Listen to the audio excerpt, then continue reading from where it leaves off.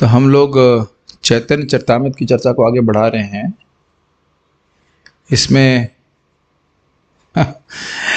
इसमें हम लोग त्रयधीश शब्द की व्याख्या सुन रहे हैं। जो भागवत का श्लोक था, भगवान श्री कृष्ण के ऐश्वर्य का वर्णन हो रहा है और उस संबंध में महाप्रभु ने भागवत का श्लोक कोट किया था। तो उसमें त्रयधीश शब्द की व्याख्या हो रही है। किसी को कुछ भी याद है कि त्रयधीश में क्या सुना था? भगवान किन तीनों के स्वामी हैं? माइक पे बोलिए, थोड़ा सा रिवीजन हो जाए। सबसे पहले तो वो गोलोक वृंदावन, वैकुंठ और भौतिक जगत के स्वामी हैं। ओके, फिर कारणोदक साई विष्णु, गर्भोदक साई विष्णु, क्षीरोदक साई विष्णु के स्वामी हैं। गुड। और वो तीनों लोगों के ऊपर के लोग, ऊपर के लोग, मध्य लोग, नीचे के लोग के स्वामी और अब ब्रह्मा विष्णु महेश। ठीक, गुड।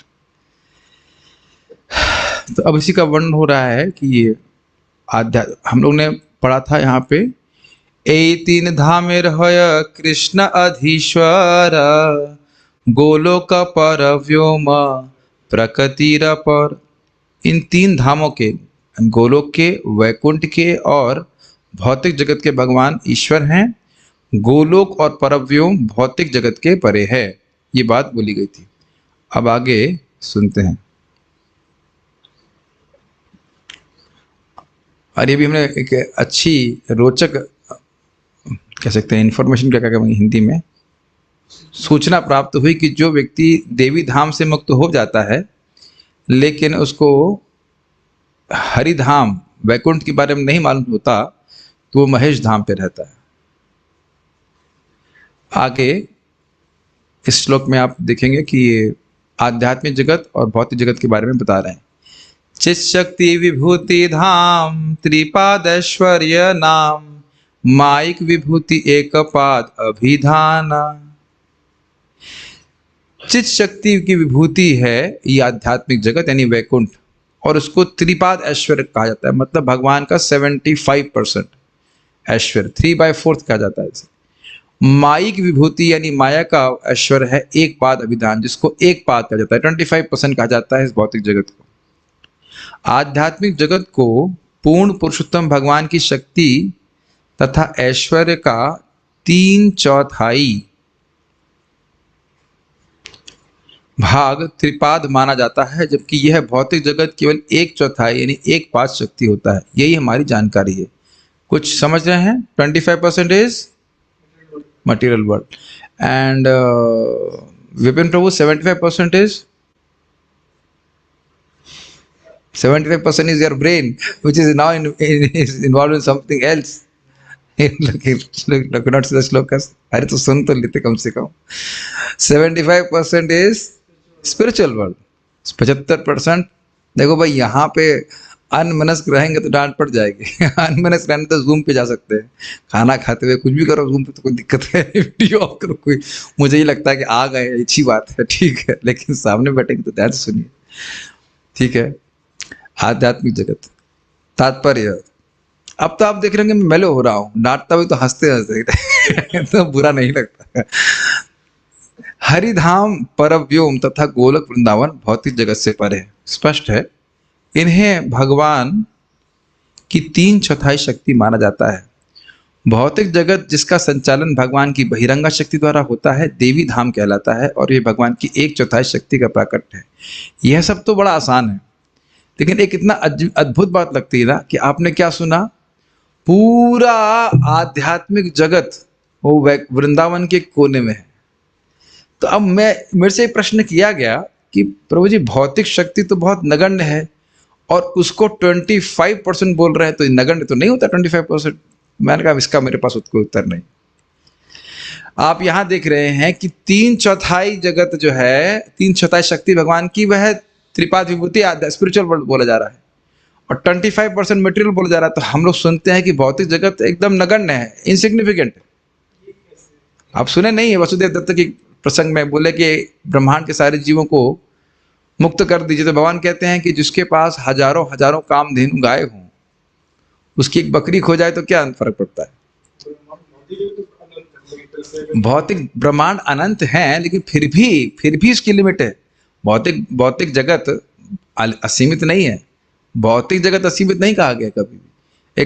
एक आध्यात्मिक जगत की कंपैरिजन में एक स्थान में ही सीमित है, जेल है, इसको असीमित नहीं कहा गया। बड़ा कॉम्प्लिकेटेड है ना, तो मैं इसका उत्तर नहीं दे पाया भाई, मैं को समझ में नहीं आया। या तो यही होगा कि कुछ भी होगा वाली बात तो कुछ कह नहीं सकती, जो लिखा है बस उतना समझना चाहिए कि 1/4 शक्ति का प्राकट्य भौतिक जगत है, फिर भी बहुत बहुत विस्तार है। त्रिपाद विभूतेर्धाम तो त्रिपाद विभूतेर्धामात्तु वात्रिपाद भूतम हि तत्पदम विभूतिर्मायिकी सर्वा प्रोक्ता पादात्मिका। यथा वही श्लोक है, उसको संस्कृत में रखा है एकदम। चूंकि आध्यात्मिक जगत भगवान की 3/4 शक्ति से बना है, इसलिए यह त्रिपाद भूत कहलाता है। भौतिक जगत भगवान की 1/4 शक्ति से बना होने के कारण एक पाद कहलाता है। देखिए, बाकी कुछ शिक्षा मिले या नहीं मिले, इतना शिक्षा मिलता है कि भाई ये स्थान हमारा नहीं है और हमें भगवान के पास जाना है। ये बार बार क्यों रिपीट की जा रही है? भक्त होने के बाद भी ये पहचान, अहमता और ममता जगत से हम बनाए रख सकते हैं कि हम इस जगत के हैं, और जगत में रहना क्या दिक्कत है भक्ति करते हुए। लेकिन ये भक्त का प्रयोजन नहीं होता है। मत कर्म कृण मत परमा मद भक्त संग वर्जितः। कृष्ण के चरण कमल ही हमारे आश्रय है, आश्रय भी है और लक्ष्य भी है। तो ये नहीं कि हम भक्ति कर रहे हैं और यहीं पे सुखी रहने का प्रयास कर रहे हैं, that is not a proper attitude. बाकी जो कुछ करना चाहता है उसका बहुत बड़ा स्पेक्ट्रम है। Make sense? भक्ति किसी भी इच्छा से कैसे भी की जाए अच्छा है, हम उधर नहीं बोल रहे हैं, लेकिन प्रॉपर तो यही है कि मैं यहाँ का नहीं हूँ, मुझे भगवान के पास जाना। तो ये बार बार ऐसे बोलते रहने से कहीं कहीं आपके हृदय में आ रहा है ना कि वो स्थान अधिक अच्छा है, आध्यात्मिक जगत अधिक अच्छा है, ये तो दिमाग में कहीं फ्लैश कर रहा है कि नहीं, ये बात समझने वाली होगी। ये आप लोगों को लग रहा है आसान, लेकिन कई बार भक्तों के संग में, हम सभी लोग संग दिक्कत, मतलब ये आ जाती है दिक्कत कि इतना बुरा तो नहीं है। और स्पेशली भौतिक जगत में भक्ति करते हैं ना, तो हमारे क्या कहते हैं उसको, क्लेशाग्नि, क्लेश कम हो जाते हैं। भक्ति करते हैं तो क्लेश कम नहीं होते, टेंशन है, परेशानी बहुत कम हो जाता है। तो हमें लगता है इतना बुरा तो ना है, मैंने इट्स नॉट दैट बैड। इस तरह से भी भक्तों को माया परेशान कर सकती है। तो ये सोचना चाहिए कि ये स्थान हमारा है नहीं। यह श्लोक लघु भागवतामृत का है। त्रिपाद विभूति कृष्णेर वाक्य अगोचर एक पाद विभूतिर शून्य विस्तार। त्रिपाद विभूति कृष्ण वाक्य अगोचर, जो भगवान का त्रिपाद विभूति है, कृष्ण की जो त्रिपाद विभूति है यानी आध्यात्मिक जगत है, उसका वर्णन शब्दों में नहीं किया जा सकता। एक पाद विभूति अर्थात भौतिक जगत को के बारे का विस्तार के बारे में तुम सुनो सनातन गोस्वामी। भगवान की 3/4 शक्ति हमारी वर्णन शक्ति के परे है, अतः उनकी शेष 1/4 शक्ति के विषय में विस्तार से सुने। अनंत ब्रह्मांडेर्यत ब्रह्मा रुद्र गण चिरलोकपाल शब्दे ताहार गणन। अब अगर आपको याद हो, उस संस्कृत के श्लोक में चिरलोकपाल ही ये शब्द आया था। श्लोक तो बहुत पहले निकल गया, आप इसको सामने कैसे लेके आऊं। किरीट पीठ चिरलोकपाल ही, क्या था श्लोक? हाँ, जो लंबे पूरे ब्रह्मा जी की अवधि तक जीने वाले लोग हैं, नियंता है जगत के, वह भी भगवान के चरण कमलों में वंदना करते हैं अपने मुकुट को झुका करके। तो वहां पे जो चिरलोकपालय था, उस शब्द की व्याख्या यहाँ पे अब कर रहे हैं। अनंत ब्रह्मांड यत ब्रह्मा रुद्रगण, यानी अनंत ब्रह्मांड में जो ब्रह्मा और शिव आदि हैं। हाँ दिखाई श्लोक था स्वयं तो साम्यातिशयस्त्रधीशः स्वराज लक्ष्म्याप्त समस्त कामः बलिम हरिद्भिश्चिरलोकपालय। बलिम हरिद्भिज मतलब भगवान को सुंदर सुंदर उपहार प्रस्तुत करते हैं। कौन करते हैं? चिरलोकपाल है, जो बहुत लंबे समय तक ईश्वर के रूप में इस जगत में विद्यमान रहते हैं। कैसे? किरीट कोटि कोट ईडित पाद पीठक, करोड़ों करोड़ों मुकुट उनके वह पाद पीठ भगवान के चरण कमलों में अर्पित करते हैं। ये हम लोग पहले चर्चा कर चुके हैं, बस श्लोक की व्याख्या चल रही है अभी तक चैतन्य चरितामृत में। तो यहाँ श्लोक की व्याख्या किसकी हो रही है? चिरलोकपाल शब्द की व्याख्या हो रही है। तो कह रहे हैं जो ब्रह्मा और रुद्र हैं, ब्रह्मा जी तो अपनी परमायु तक जिंदा रहते ही हैं, स्वाभाविक सी बात है, और शिव जी भी ब्रह्मा जी की आयु के बराबर ही इस जगत में विद्यमान रहते हैं। मैं ये तो नहीं कहूँगा कि जिंदा रहते हैं, शब्द हम इस्तेमाल नहीं कर रहे, लेकिन उस समय तक वह विद्यमान रहते हैं इस जगत में।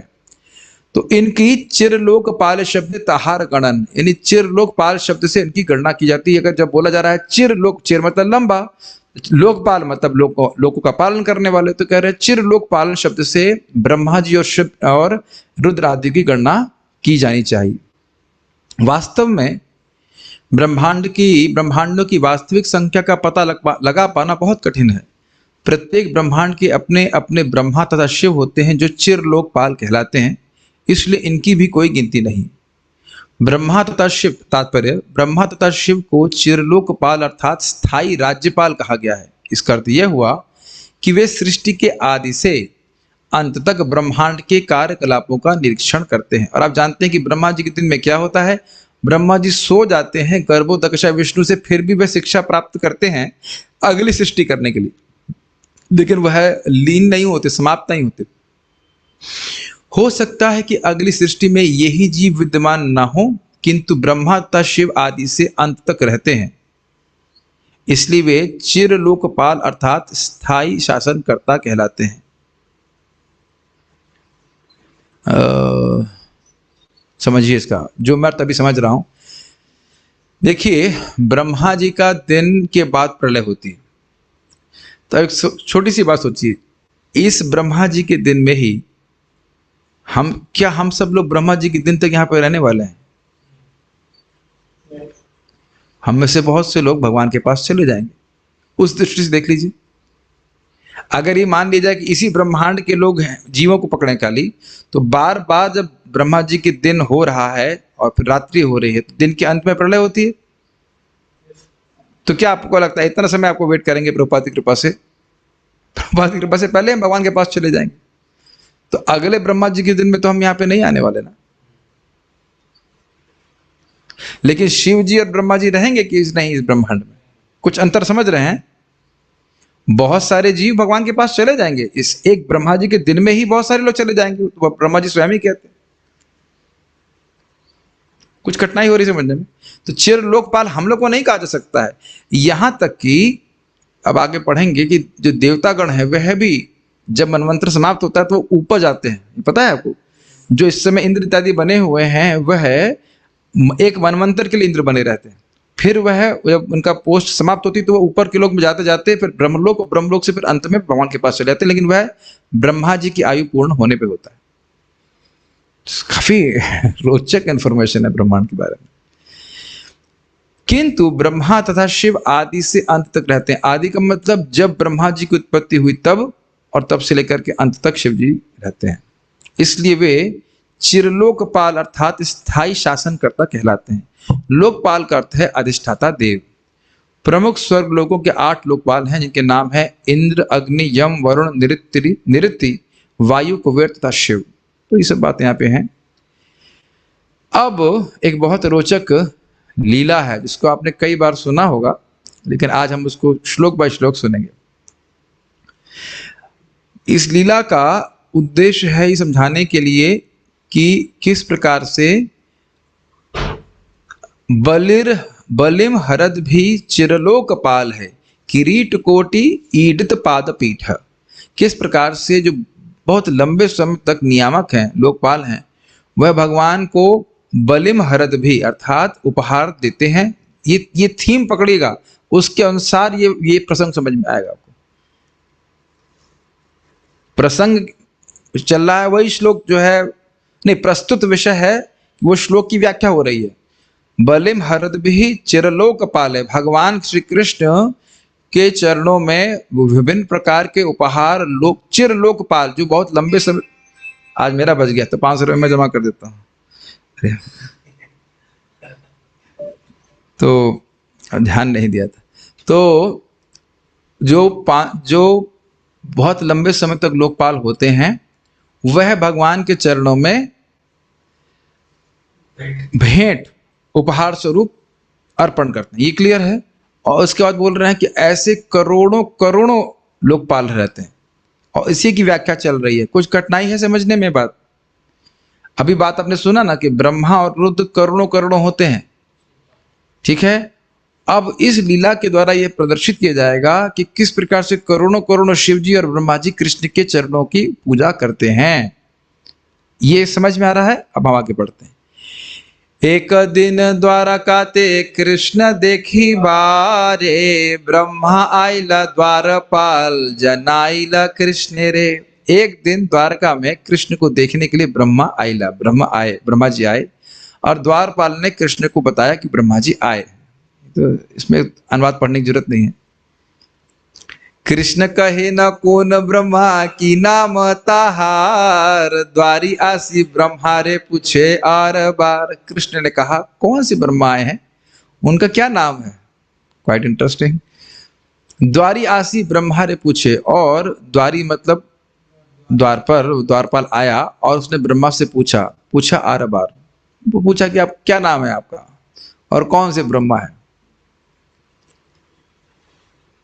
इसका तात्पर्य देख लेते हैं। इस श्लोक से हमें पता चलता है कि ब्रह्मा एक पद का नाम है और उस पद पर प्रतिष्ठित व्यक्ति का भी एक नाम होता है।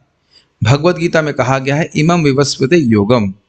विवस्वान नाम है सूर्य ग्रह के वर्तमान अधिष्ठाता देव का। सूर्य देव का नाम विवस्वान है। वर्तमान मतलब, ध्यान दीजिएगा, वर्तमान मतलब सूर्य ग्रह रहता है लेकिन उसके देवता परिवर्तित होते रहते हैं। और देवता कब तक रहते हैं? एक मनवंतर तक। ये स्पष्ट समझना होगा। सामान्यतः वह सूर्य या सूर्यदेव कहलाता है, लेकिन उसका अपना विशिष्ट नाम भी होता है। किसी राज्य का गवर्नर सामान्यतः राज्यपाल कहलाता है, किंतु उसका अपना व्यक्तिगत नाम भी होता है। चूंकि विभिन्न नामों वाले लाखों ब्रह्मा हैं, अतः कृष्ण ने जानना चाहा कि उनमें से कौन सा ब्रह्मा उनसे मिलने आए। तो बार बार अपनी स्थिति समझ में आ रही है कि हम कितने इनसिग्निफिकेंट है। अब भगवान ही बड़ा विरोध करते हैं, पता तो सब कुछ है लेकिन ब्रह्मा जी के को भ्रमित करने के लिए सब बोल रहे हैं। विस्मृत हैया ब्रह्मा द्वारी के कहिला, कह गिया सनक पिता चतुर्मुख आइला। ब्रह्मा जी को बड़ा विस्मय हुआ। विस्मित समझते हैं, स्मित मतलब मुस्कान, और विस्मित मतलब मुस्कान चली गई। अच्छा, ऐसे करके।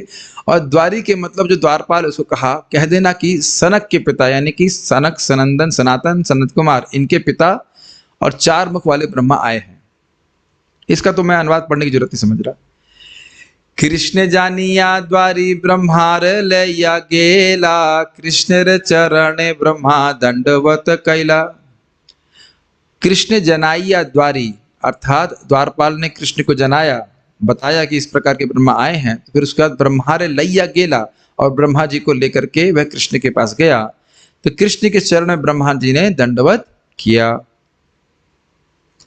कृष्ण मान्य पूजा करी तारे प्रश्न कैला, की लागी तुम्हारा यह आगमन हैला। कितना स्वीट है कि नहीं? भगवान कृष्ण ने उनका आदर सम्मान किया और फिर उनसे प्रश्न किया, की लागे, किस लिए तुम्हारे यह आगमन हैला, आप यहाँ पे क्यों आए? ब्रह्मा कहे ताहा पाछे करीब निवेदन, एक संशय मन है करह छेदन। ब्रह्मा जी कहते हैं कि वह तो मैं आपसे बाद में निवेदित करूंगा कि मैं क्यों आया। एक मेरे मन में संशय है जिसका आप छेदन करें। कौन ब्रह्मा पूछी ले तुम्हें कौन अभिप्राय, आमा बाई जगते और कौन ब्रह्मा होए। कौन ब्रह्मा, ये आपके पूछने का आपका क्या अभिप्राय था? आमा बई, मेरे अलावा, जगते और कौन ब्रह्मा है, इस जगत में मेरे अलावा और ब्रह्मा कौन है? सुनी हासी कृष्ण तबे करी लेना ध्याने, असंख्य ब्रह्मार गण आइला तत्क्षणे। देखिए अद्भुत लीला। सुन करके कृष्ण हंसे, सुनी हासी कृष्ण, कृष्ण हंसे, तबे करीला ध्यान। तब उसके बाद कृष्ण ने ध्यान किया। क्यों हंस रहे हैं? कि कृष्ण सोच रहे हैं, अरे ये सोच रहे हैं कि अकेले ब्रह्मा है अभी दिखाता हूं उनको कितने ब्रह्मा है। और यह भी नहीं कि अन्य ब्रह्मा उनसे छोटे होंगे, वो ब्रह्मा का साइज सब इनसे बड़ा ही होगा। Quite interesting. मैं सोच रहा था कि मतलब 4 मुख वाला मिनिमम साइज के ब्रह्मा है। एक मुख वाला हो सकता है, लेकिन इसमें तो एक मुख वाला आया नहीं, तो अज्यूमिंग दिस 4 मुख वाला मिनिमम होगा। असंख्य ब्रह्मार गण आइला तत्क्षण, असंख्य ब्रह्मा। थोड़ा आंख बंद करके फिर विचार कीजिए, एक ब्रह्मा और अनंत अनंत ब्रह्मा एक साथ आ रहे हैं, वह भी केवल कृष्ण के स्मरण मात्र से। देखिए, हमको वाकई विश्वास हो जाए तो हम लोग को ना विश्वास होता नहीं। जो व्यक्ति केवल आंख बंद करके ही अनंत ब्रह्मांड के ब्रह्माओं को बुला सकते हैं, वो हमारा भरण पोषण नहीं कर सकते। प्रभुपाद जी ने अपने शिष्यों की आंखों में आंख डाल के बोला, तुम में से कितने लोगों को विश्वास है कि कृष्ण है? और देखिए, व्यक्ति को अपनी श्रद्धा के अनुसार ही कार्य करना होता है।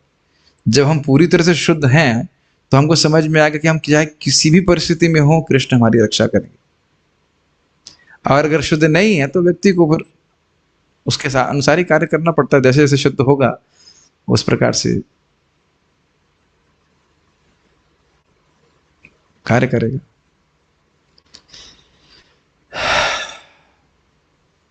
देखिए, हमेशा युक्ति से और इंटेलिजेंस से काम नहीं चलता। श्रद्धा is not simply by intelligence and युक्ति। हृदय शुद्ध है तो भगवान पे सहज श्रद्धा है। एनीवेज, 10 20 शत सहस्त्र अयुत लक्ष वदाना, कोटि अर्बुद मुख कारो न जाए गणन। 10 मतलब 10, 20 मतलब 20, शत मतलब 100, सहस्त्र हजार, अयुत का मतलब 10,000 और लक्ष मतलब 1,00,000 मुख वाले ब्रह्मा आए थे। और कितने, मतलब अब क्या बोले, भयानक तो नहीं कह सकता लेकिन बड़े अजीब से लग रहे होंगे, इज इट नॉट? और यही नहीं, करोड़ों अर्बुद मुख जार कार न जाए गणन, जिनके करोड़ों अर्बुद मुख थे, ऐसे ब्रह्मा भी आए। हाँ हाँ, वो कितने मुख हैं हम लोग कल्पना भी नहीं कर सकते। देखिए, अब आप समझ रहे हैं कि कोई व्यक्ति इस जगत में अहंकार कर रहा है तो कितना बड़ा मूर्ख है। या हम अहंकार कर रहे हैं किसी भी वस्तु का, किसी भी गुण का, तो हम कितने मूर्ख हैं। देखिए, डिप्रेस होने की बात नहीं होती है, लेकिन अहंकार का कोई स्थान नहीं है कि मैं बहुत धनी हूं, न बुद्धिमान हूं, न क्या हूं। अरे, इसी ब्रह्मांड के ब्रह्मा जी के आगे हम क्या हैं? कीड़ा भी नहीं कह सकते। इसका अर्थ यह नहीं कि हम कृष्ण की सेवा नहीं कर रहे, लेकिन अहंकार का स्थान कहां है ये बताइए? अहंकार का स्थान तो ये तो है ब्रह्मा जी। अब शिव जी को देखिए, रुद्रगण आइला लक्ष कोटि वदना, इंद्रगण आइला लक्ष कोटि नयन।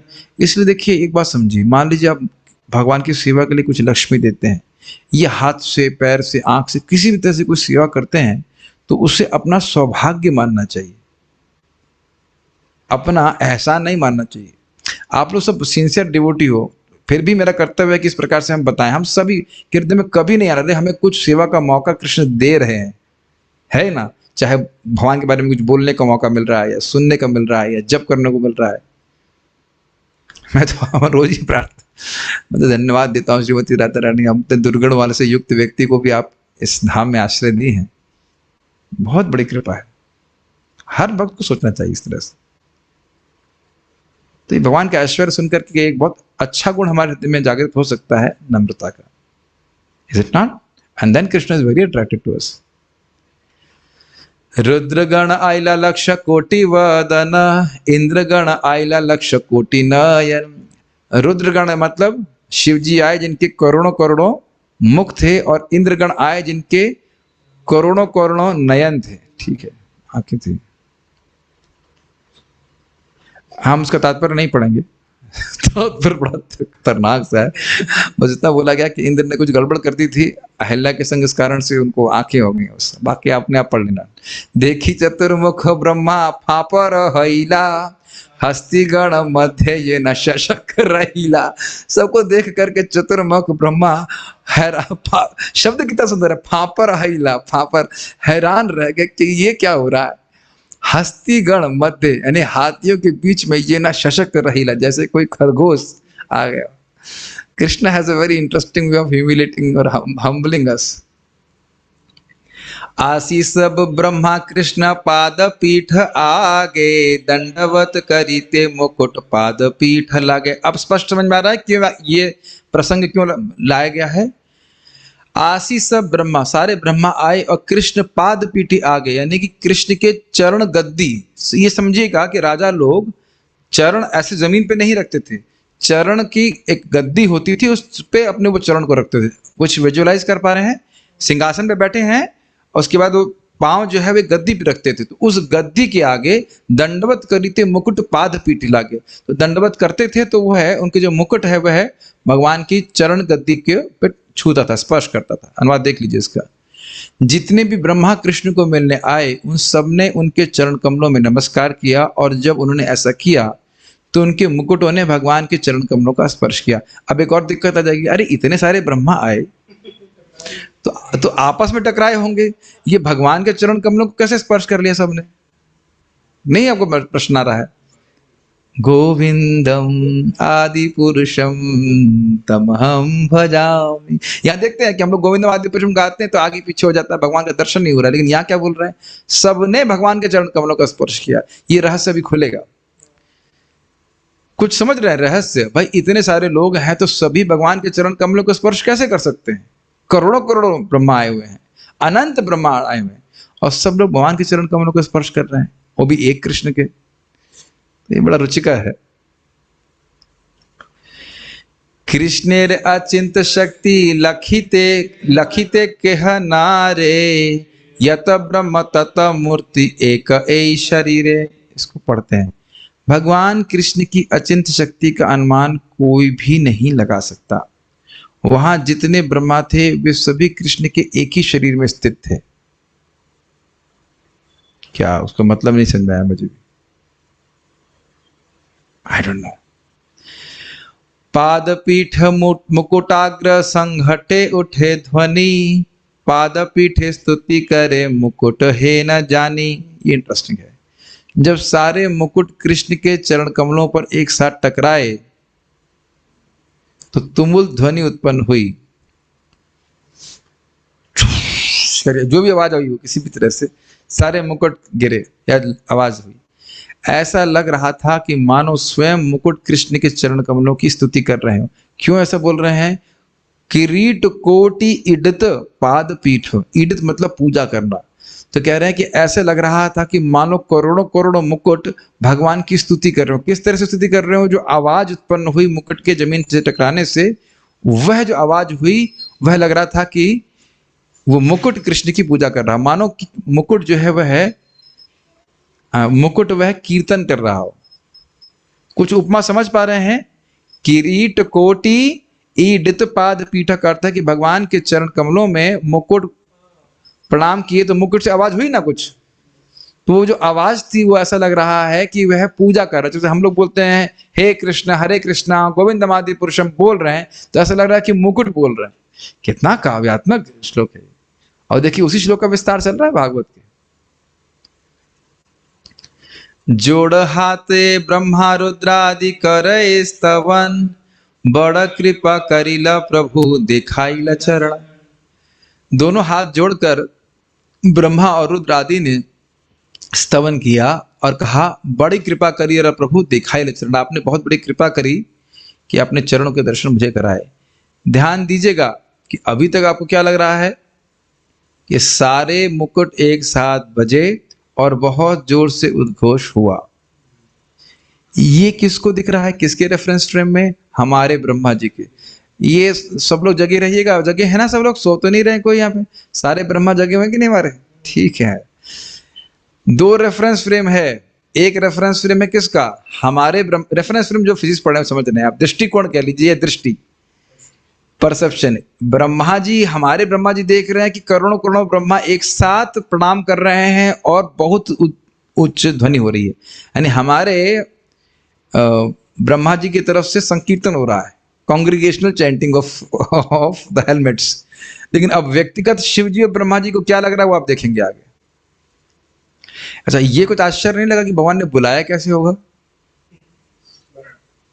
मैं तो रोज स्मरण करता हूँ, जूम पे तो नहीं आते लोग मैं स्मरण करते रहे, ये भी नहीं आया, वो भी नहीं आया, वो भी नहीं आया, सब सोते रहते हैं, कोई तो नहीं आ रहा है।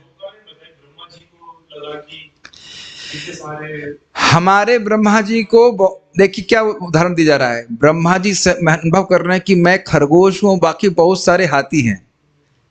ठीक है, तो आप भी आप क्या सोचेंगे, अन्यों को भी लग रहा हो कि हम सब हाथी हैं और ये खरगोश है, लेकिन ऐसा नहीं है। इसीलिए तो बोल रहा हूं ये लीला बड़ी सुंदर है। कुछ समझ पा रहे हैं, सब ऊपर से जा रहा है। इतने ध्यान से हम कभी इस लीला को पढ़ते नहीं है। हम क्या सोच रहे हैं कि ब्रह्मा जी हमारे ब्रह्मा, ये सही है, ब्रह्मा जी के रेफरेंस ब्रह्मा जी क्या देख रहे हैं, इतने सारे ब्रह्मा हैं, इतने सारे रुद्र हैं, इतने सारे इंद्र इत्यादि हैं। लेकिन अब वो क्या सोच रहे हैं, जो एक एक ब्रह्मांड से आए हैं शिव जी ब्रह्मा जी, वो क्या सोच रहे हैं भी आप देखिएगा। उनसे बात कर रहे हैं कृष्ण। ये कृष्ण हर ब्रह्मा से शिव जी से पूछ रहे हैं, और ये वो लोग व्यक्तिगत रूप से बात कर रहे हैं उनसे। भाग्य मोरे बोलाइला दास अंगीकारी, कौन आज्ञा है ताहा करी शिरे धरी। भाग्य, मेरा भाग्य है, मोरे बोलाइला, आपने मुझे बुलाया है, दास अंगीकारी, ये एक वचन में है कि बहुवचन में? मुझे आपने बुलाया, ये एक वचन में। कुछ क्लियर समझ में आ रहा है? अंकित प्रभु, मैं आपसे बात कर रहा हूं कि सबसे बात कर रहा हूं? और बाकी लोग सुन रहे हैं कि मैं अंकित रूप से बात कर रहा हूं, लेकिन यहां पे अन्यों को नहीं लग रहा है कि और लोग हैं, और कृष्ण अन्य से बात कर रहे हैं। उस लीला का तत्व तो समझ में आ रहा है। फॉर एग्जाम्पल, चलिए हम एक ड्रामा करते हैं। हमारे विपिन प्रभु हो गए ब्रह्मा, और ऑब्वियसली मैं तो कृष्ण बनना चाहता ही हूँ, मेरा नाम ही कृष्ण है। तो मान लीजिए मैं कृष्ण हूँ, मैं मुँह नहीं, मैं मायावादी नहीं, मैं ड्रामा कर रहा हूँ, मैं कृष्ण हूँ। आप दरवाजा से आओ, थोड़ा ड्रामा करते हैं। ठीक, ठीक है। अब आप आइए, ड्रामा करते हुए आइए। उसके बाद यस आइए आप,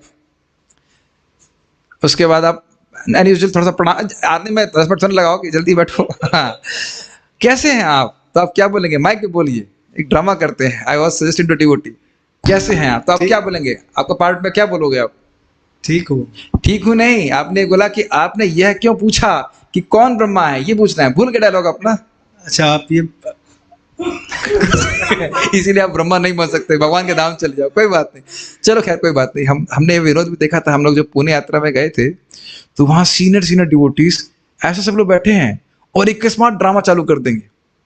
एक व्यक्ति वो 2 हाथ ऐसे पीछे करके विष्णु बन जाएगा, कोई मोहिनी मूर्ति, और श्रीनाथ जी प्रभु जो मतलब एकदम सीनियर डिवोटी, इतना मजाक वाला ड्रामा शुरू कर देंगे, तुरंत कृष्ण की लीला चालू कर देंगे। सब तो लीला याद थी उनको।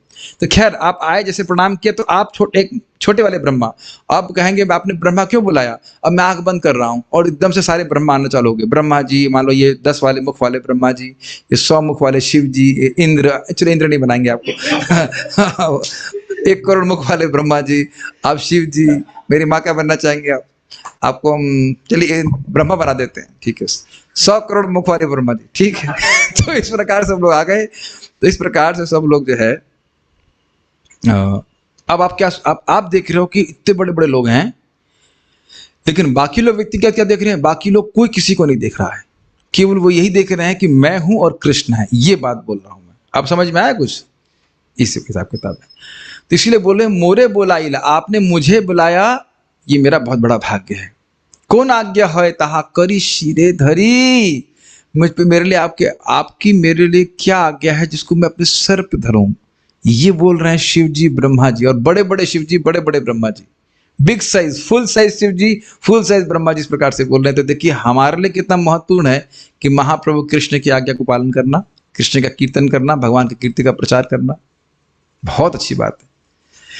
तुम तब सबने कहा यह मेरा परम भाग्य है कि आपने मुझे अपना दास समझकर बुलाया है। अब बताएं कि आपकी क्या आज्ञा है जिसे मैं शिरोधार्य करूं। सबने बोला, मतलब बोल सब रहे हैं एक साथ, लेकिन किसी को सुनाई नहीं पड़ रहा है दूसरे की बात। कृष्ण कहे तुमा सबा देखीते चित्त हैला, तहां लागी एक ठाई सबा बोलाइला। कृष्ण ने कहा कि आप सबको देखने की मेरी इच्छा हुई, अभी घबराओ मत, सुनो, आप सबको देखने की मेरा चित्त हुआ, इसलिए आपको मैंने यहां बुलाया। क्योंकि मैं तुम सबको एक साथ देखना चाहता था, इसलिए मैंने तुम सबको यहां बुलाया है। सुखी हवा सबे किछु नाही दैत्य भय, तारक हे तुम्हार प्रसाद सर्वत्र ए जय। सुख है ना आप, कुछ दैत्यों का भय तो नहीं है। तो उसके बाद उन्होंने कहा नहीं, आपकी कृपा से हमारी जय हर जगह है। संप्रति पृथ्वी तेजेबा हेया छीला भार, अवतीर्ण हैया तहा करीला सहार।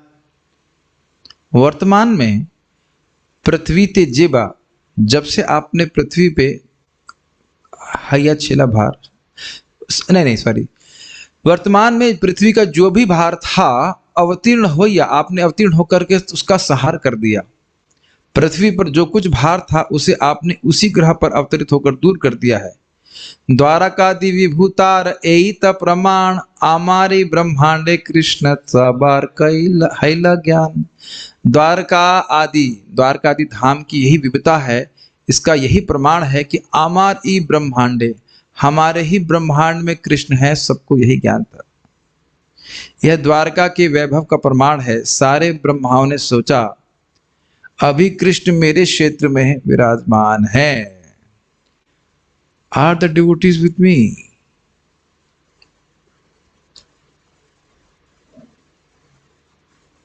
अब बताइए कृष्ण को कैसे समझेंगे?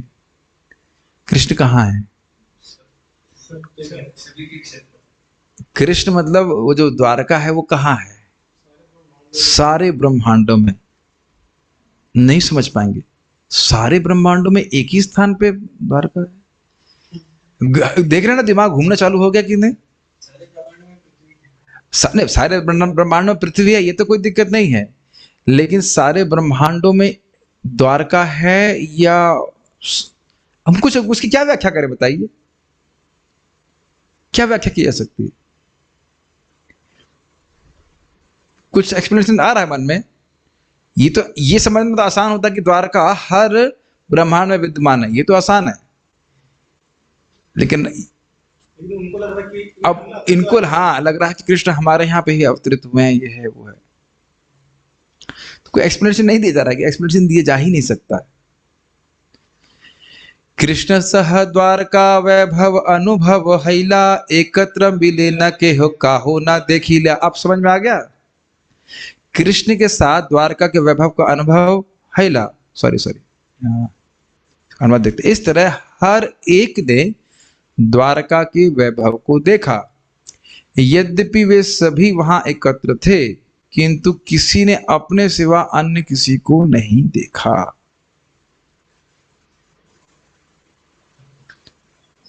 चतुर्मुख ब्रह्मा ने द्वारका धाम का वैभव देखा, जहां कृष्ण रह रहे थे। यद्यपि वहां पर 10 से लेकर करोड़ शिरों वाले ब्रह्मा उपस्थित थे, और यद्यपि अनेक शिवजी भी उपस्थित थे, किंतु इस ब्रह्मांड के चतुर्मुख ब्रह्मा ही उन सबको देख सकते थे। दोनों रेफरेंस फ्रेम क्लियर हो रहे हैं आपको? ब्रह्मा जी को सारे दिखाई पड़ रहे हैं, और उन लोगों की क्षमता ब्रह्मा जी से कहीं अधिक है, फिर भी वह किसी को नहीं देख पा रहे। देख रहे हैं कितना कंट्रोल्ड है भगवान के द्वारा। ये भगवान की इच्छा नहीं तो ब्रह्मा शिव जी भी एक दूसरे को नहीं देख सकते। तो अब बताइए फिर हमारी क्या गिनती है? जब तक कृष्ण नहीं चाहें हम कृष्ण को नहीं देख सकते। और यहां पे भी देखिए, जो सबसे छोटे वाले ब्रह्मा थे, जूनियर ब्रह्मा, उन पर कृष्ण कृपा करके अपने वैभव को दिखा रहे हैं। कृष्ण की अचिंत्य शक्ति के कारण अन्य सभी एक दूसरे को नहीं देख सके। यद्यपि सारे ब्रह्मा तथा शिव वहां साथ में एकत्र थे, किंतु कृष्ण की शक्ति के कारण वे परस्पर ना तो मिल सके, न एक दूसरे से बातें कर सके। अब एक बात मैं कहना चाहता हूं, इसका शास्त्र प्रमाण नहीं है, लेकिन मुझे विश्वास है कि वो सही बोले होंगे। गोपाल प्रभु शिला प्रभुपाद जी के शिष्य हैं, और वो बता रहे थे किस प्रकार से वृंदावन में ही एक दिन उनके सामने सारा दृश्य परिवर्तित हो गया था। कुछ सेकंड्स के लिए सब कुछ स्वर्णमय, गोल्डमय और ऐसा दिखने लगा, और फिर वो विजन चला गया एकदम से। मतलब किसी जीवन में अपने कभी देखे होंगे इस प्रकार से। और ये कोई कठिन बात, अस्वीकार नहीं, शास्त्रीय ही बात है, क्योंकि हमारी अभी आंखें भोग बुद्धि से या भोग दृष्टि से लिप्त हैं, इसलिए हम वृंदावन का सच्चे स्वरूप में दर्शन नहीं कर पा रहे। अकबर और हरिदास जी की कथा तो प्रसिद्ध है, सभी जानते हैं उस कथा को। अकबर जी आए थे और उन्होंने कहा था कि मैं कुछ सेवा कर दूं क्या? तो उन्होंने कहा कि हाँ। मैंने कहा क्या सेवा करेंगे? तो मैं केशी घाट टूट गया है, केशी घाट की रिपेयर कर देता हूँ। तो हरिदास ठाकुर जी के प्रभाव से, उनकी भक्ति के प्रभाव से अकबर को असली केशी घाट या वास्तविक केशी घाट का दर्शन हुआ, जो सारे रत्न से जड़ित था, और कहा कि इसका तो एक छोटा कोना भी अगर टूटे तो मेरा पूरा साम्राज्य की जो लक्ष्मी है वह भी पूर्ति नहीं कर सकता। तो ये भगवान क्यों बाहर से इसको नाले से युक्त और गंदा प्रस्तुत करते हैं? अगर वास्तविक वृंदावन अपना स्वरूप प्रस्तुत कर दे तो सारे लोग, तो फिर हर प्रकार के लोग यहीं पे आ जाके रहने लग जाएंगे ना। नहीं समझ रहे इस बात को? तो ये बाह्य एक आवरण है जो हमारी दृष्टि पे पड़ा हुआ है, जिस कारण से हम वास्तविक रूप से वृंदावन के स्वरूप को नहीं देख पा रहे हैं। तो आप मैं खाली इस बात पे बोल रहा हूं कि शिव जी जिस प्रकार से नहीं देख पा रहे हैं, उस प्रकार से हम भी नहीं देख पा रहे हैं यहाँ पे। जब तक भगवान की इच्छा नहीं होगी तब तक हमें वास्तविक स्वरूप का दर्शन नहीं हो सकता है, चाहे वृंदावन का हो, चाहे भगवान कृष्ण का हो, चाहे कुछ भी हो। And a devotee waits with a longing for such a vision. भगवान को आज्ञा नहीं दे सकते हैं, भक्ति करता रहता है। जब कृष्ण प्रसन्न होंगे, कृष्ण की इच्छा होगी, तब इस प्रकार का दर्शन हमको प्राप्त होगा। चलिए, कुछ बातें हैं जो हम उसको कल की क्लास के लिए रखे तभी बोलेंगे, जिसमें वृंदावन की महिमा का वर्णन है, पर अभी तो हम उसको हाँ नहीं बोल रहे। बस हम खाली देख रहे थे कि जब तक भगवान हमको दर्शन करने की शक्ति नहीं देते, हम क्वेश्चन नहीं कर सकते, चैलेंज नहीं कर सकते कि कृष्ण हमको दर्शन दे दीजिए इस तरह से। जब शिव जी नहीं कुछ इनके आगे, तो और बाकी लोग कहना ही क्या। तबे कृष्ण सर्वे ब्रह्मा गणे विदाई दिला, दंडवत हैया सबे निज घरे गेला। तब कृष्ण ने सभी ब्रह्मा गणों को विदा दिया। ओके सर, हरे कृष्णा, दंडवत हैया, और सब ने दंडवत करके अपने घर चले गए। और देखिए कृष्ण कितने सुशील हैं, हम उनके आगे कुछ भी नहीं है, नगण्य है। ब्रह्मा भी जब नगण्य है तो हम क्या है? फिर भी कृष्ण के देखिए किस प्रकार से उनको विदा दे रहे हैं। How personal Krishna is. ये मत सोचिएगा कि हम इनसिग्निफिकेंट हैं तो कृष्ण हमारा हमसे व्यक्तिगत संबंध नहीं रखते। हर जीव से कृष्ण संबंध रखते हैं व्यक्तिगत रूप से। देखी चतुर्मुख ब्रह्मा हैला चमत्कार, कृष्ण चरण आसी कैला नमस्कार। ये देख करके चतुर्मुख ब्रह्मा को अत्यंत चमत्कार हुआ और कृष्ण के चरण में आकर के उसने नमस्कार किया। ये तो हम समझ में आ रहा है कि भगवान कृष्ण का यश श्रवण कीर्तन करने के अलावा जीव में वस्तु रूप से कुछ होना नहीं चाहिए। कितने महान है भगवान, बताइए। ब्रह्मा बोले पूर्वे आमी ये निश्चय करिलू, तारा उदाहरण आमी आजित देखिलू।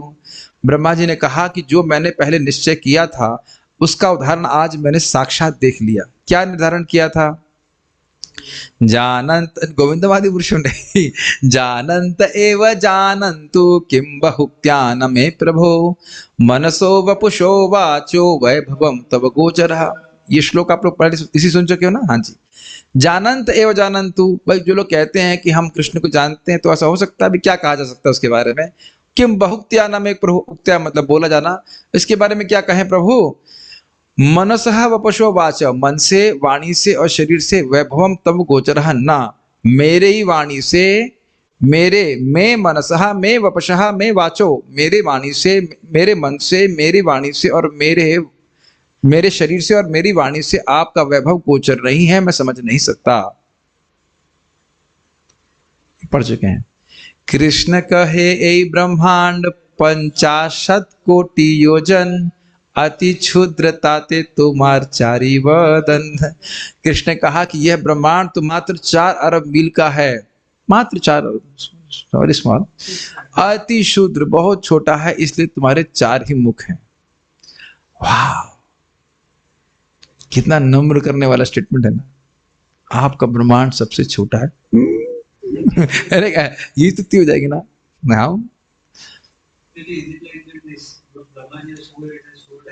हाँ, ऐसा भी कुछ लोग कहते हैं कि इस जगत में 4 दिशाएं हैं, इसलिए ब्रह्मा जी के 4 मुंह हैं। हाँ, तो इन्हें कहने का आशय यह है कि 4 दिशाएं इसलिए 4 मुख है। तो यह भी हो सकता है कि अन्य ब्रह्मांड में और अधिक दिशाएं होती हूँ। अब पता नहीं, वहां जाना तो है नहीं, वहां का मैनेजमेंट तो करना नहीं है। 10 दिशाएं कौन से ब्रह्मांड में? वो तो मिक्स वाली है ना, मूल तो 4 है ना। अब मैं कुछ स्पेकुलेट नहीं कर सकता हूँ, कौन जाने क्या है वहां पे। कोनो ब्रह्मांड शत कोटि, कोनो लक्ष्य कोटि, कोनो नियुत कोटि, को न कोटि कोटि। तो ये उनका विस्तार बता रहे हैं कि कोई कोई ब्रह्मांड 100 करोड़, कोई ब्रह्मांड लाख करोड़, कोई ब्रह्मांड नियुत करोड़, और कोई कोई ब्रह्मांड करोड़ करोड़ मील योजन बड़ा है। ब्रह्मांड अनुरूप ब्रह्मार शरीर वदन, ए रूपे पाली आमी ब्रह्मांडे रगण। ब्रह्मांड के अनुरूप ब्रह्मा जी का शरीर और उनके मुख होते हैं। इस रूप में मैं अनेक ब्रह्मांडों के पालन करता हूं ब्रह्मा जी के द्वारा। एक पाद विभूति हार नाही परिमाण, त्रिपाद विभूतिर केवा करे परिमाण। एक पाद विभूति इहार, यानी इहार मतलब ये जो भौतिक शक्ति है उसका ही कोई परिमाण नहीं, उसकी कोई गणना नहीं है। तो 3 पाद विभूति का कौन परिमाण देगा, कौन गणना करेगा। तस्यापारे परव्योमा त्रिपाद भूतम सनातनम, अमृतम शाश्वतम नित्यम अनंतम परमम पदम। तस्याह मतलब विरजा नदी के उस पार में परव्योम है। परव्योम मतलब आध्यात्मिक आकाश है। त्रिपाद भूतम सनातनम, जिसको त्रिपाद शक्ति कहा जाता है भगवान की, सनातन अर्थात शाश्वत है। अमृतम मतलब अमृतमय है, समाप्त नहीं होता, शाश्वत है, नित्य है, अनंत है, और उसी को परम पद कहा जाता है। ये तो कोई कठिन नहीं समझने में। विरजा नदी के उस पार आध्यात्मिक प्रकृति है जो अविनाशी, शाश्वत, अव्यय तथा असीम है। यह वह परम धाम है जिसमें भगवान का 3/4 वैभव स्थित है। यह परव्योम अर्थात आध्यात्मिक आकाश कहलाता है। यह उदाहरण पद्म पुराण का है जिसे यहाँ कृष्ण ने सुनाया है। तो भगवान स्वयं बोल रहे हैं कि वह 3 पाद विभूति है। अब आप समझ रहे हैं कि हमारी मटेरियल एस्पिरेशन की क्या वैल्यू है। हाँ प्रभु जी, बहुत वैल्यू है। अब समझ रहे हैं कि बार बार वैष्णव भक्त लोग क्यों बोलते हैं कि ऐसा कुछ आप व्यवस्था कर लीजिए कि आपकी रोटी पानी चल जाए ठीक ठीक, और आप जीवन भर भगवान की भक्ति कर सकते हो। क्योंकि देखो, हर व्यक्ति के लिए ब्रह्मचारी बनना तो संभव है नहीं, लेकिन और वो कोई शास्त्र से निर्देश भी नहीं दे रहा है, लेकिन गृहस्थी में है, कहीं पे भी है, तो ये तो समझना चाहिए कि ये मेरी कोई शाश्वत स्थिति नहीं है, और सारा चेतना उसमें अभिनिविष्ट करना ये तो मूर्खता ही होगी ना। क्यों ना हम इस त्रिपाद विभूति के अगर पहुंच ना पाए उसमें, तो कम से कम करीब पहुंचने का प्रयास करें। कुछ समझ रहे हैं मेरी बात। जितना इस जीवन में हम अपने त्रिपाद विभूति यानी आध्यात्मिक जगत जाने की योग्यता है, उसको पहुंच ना पाए मान लो जीवन में, इस जीवन में, लेकिन कम से कम उसके अधिक से अधिक करीब जाने के तो प्रयास कर सकते हैं ना। और नहीं तो इस एक पाद विभूति में बने रहने से क्या प्रयोजन सिद्ध हो रहा है।